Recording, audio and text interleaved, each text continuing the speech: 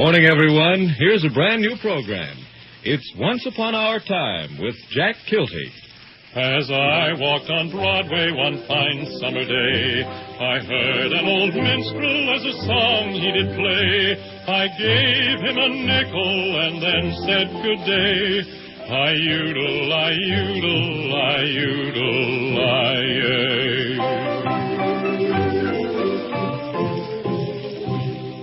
Yes, sir, ladies and gentlemen, with his little theme song that doesn't make much sense, NBC's young baritone, Jack Kilty, comes to you with the first of a series of his own programs. 15 minutes a day of fine old songs and human interest stories. True stories that happened once upon our time.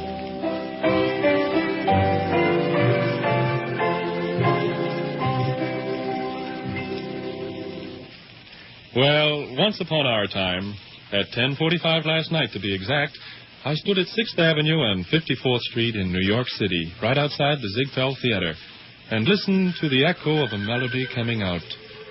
A melody that reminded me of a story. The melody was one that goes like this. We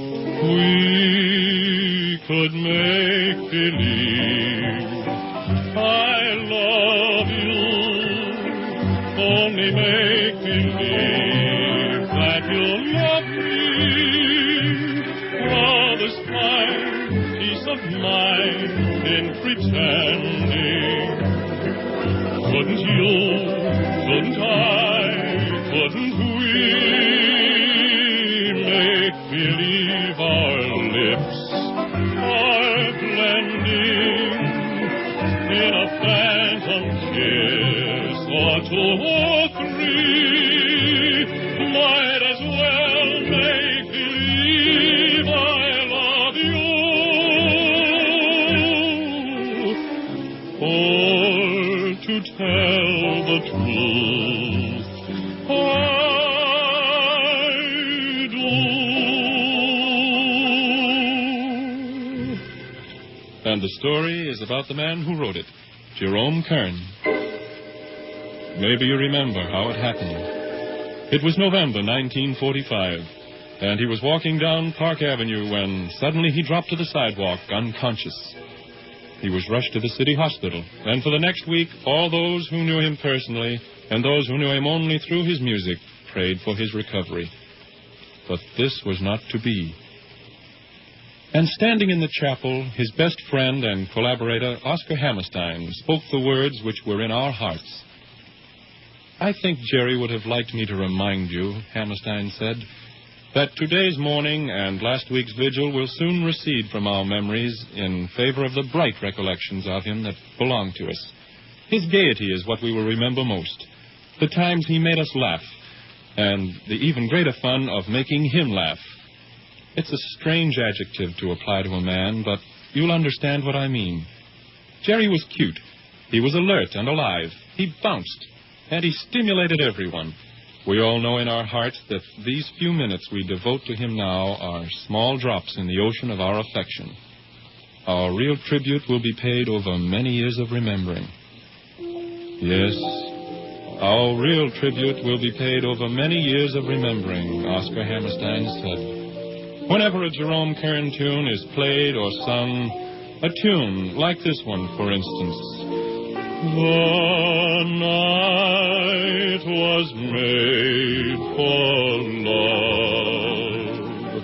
The night was made for love.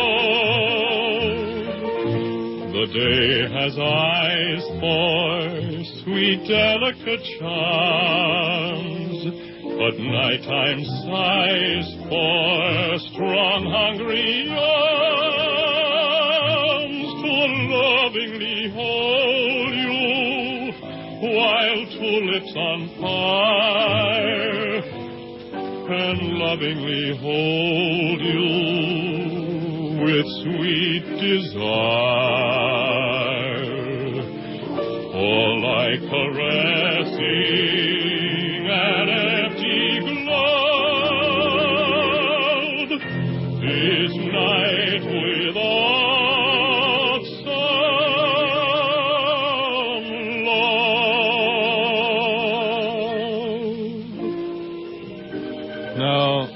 What sort of a man was he that wrote this music? Did he come from the Bowery like Irving Berlin? Did he sell his first songs for pennies like Stephen Foster?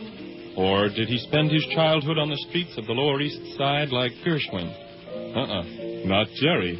Jerry Kern had the rare good sense to be born with a silver spoon in his mouth.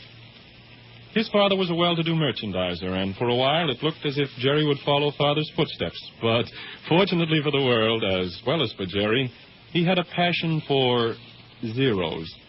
His father sent him to New York to buy 2 pianos. Jerry came back with 200. The next day he was looking for a job. He wanted to be a composer. He wanted to write songs, to work on shows. "Give me a job," he said to the producers, "and I'll write my heart out for you." Well, you know, producers aren't easily convinced, and so instead of writing songs, Kern got a job as song plugger for $7 a week. He played other people's songs, but he wasn't even listening to the notes as he banged out one number after another. He was thinking of his own music, which he wrote at night. And then one day he got his chance. Yes, in September 1914, in a theater on 42nd Street off Broadway, the electric sign spelled out, "The Girl from Utah." And the hit song? Well, listen. It's still fresh and alive after all these years. And when I told them how beautiful you are, they didn't believe me. They didn't believe me. Your lips, your eyes, your cheeks, your hair are in a class beyond compare. You're the loveliest girl that one could see. And when I tell them, and I'm certainly going to tell them, that I'm the man whose wife one day you'll be, they'll never believe me. They'll never believe me that from this great big world you've chosen.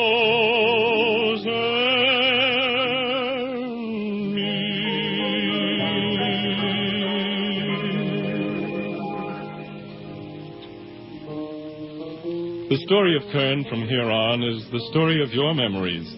The songs you used to sing and still do. Broadway opened its arms wide to him, and every producer camped on his doorstep instead of the other way around. Naturally, this began to show up in Kern's bank balance. No one quite figured out how much money he made in those days, but Broadway gossip had it that he was a millionaire. Maybe he was. Then again, maybe he wasn't. But he certainly had enough money to take up collecting rare books and first editions. Which brings me to a curious sidelight in his life. When buying these rare books, Kern never quibbled about price. And soon every bookseller in town knew and recognized him for a sucker. In due time, whenever they saw him coming, all the rare editions immediately went to the back room, the old prices taken off, and stiff new prices substituted. Kern continued buying, and the booksellers continued laughing. But the last laugh was on the booksellers. In 1928, Jerome Kern disposed of his complete library for twice what he paid for it. And in the auction room were some of those very booksellers scrambling all over themselves to buy from Kern. Meanwhile, he kept writing one song hit after another. Don't Turn My Picture to the Wall, I Told Every Little Star, and a host of others, including a song which was played and sung more often than any other foxtrot.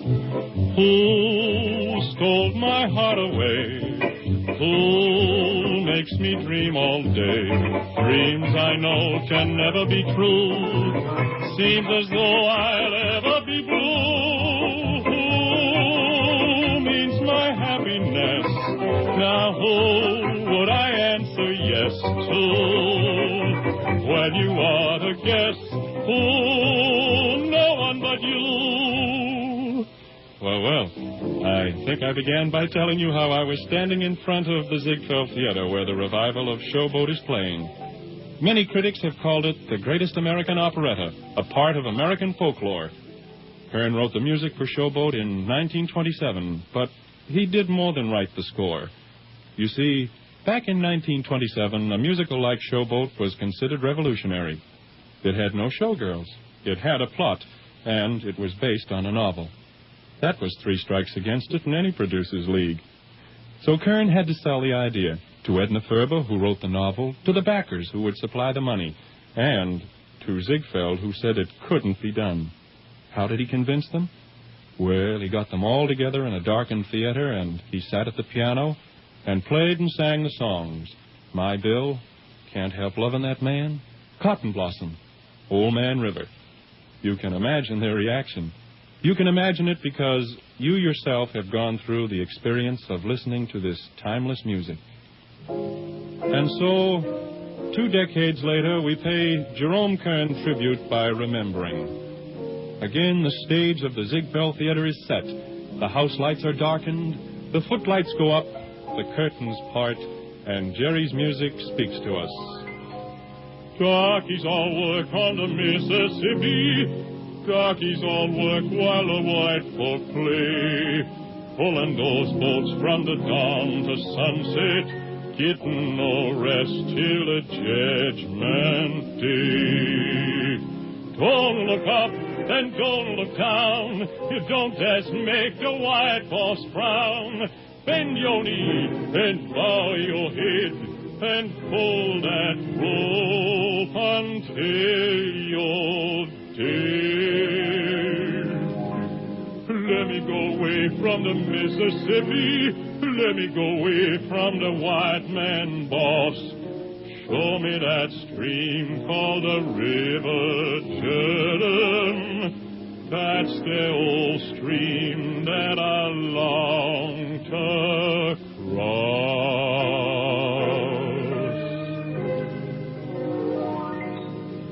Old Man River, that old man River, he must know something, but don't say nothing. He just keeps rolling, he keeps on rolling along. He don't plant taters, he don't plant cotton, and them that plants them is soon forgotten. But old man River, he just keeps rolling along. We sweat and strain, body all aching and racked with pain. Pump that march, oh, lift that vein. You get a little drunk and you're laying in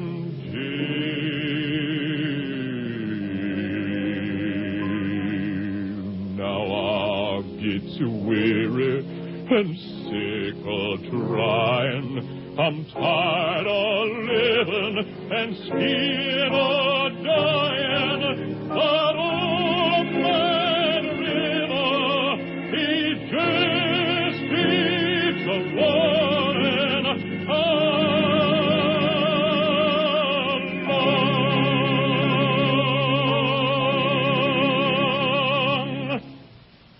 Well, that's all for today, friends. I'll be back again tomorrow with more songs and another true story that happened once upon our time. Until then, if you walk on old Broadway on any old day, and if an old minstrel you meet on the way, just give him a nickel and then say good day. I-udle, I-udle, I-udle, I-ay. You've been listening to Once Upon Our Time, a quarter hour of music and human interest stories, featuring NBC's young baritone and storyteller, Jack Kilty. He'll be back tomorrow at the same time, so tune in, won't you, for 15 minutes of favorite songs and stories that happened once upon our time. I-udle, I-udle, I-udle.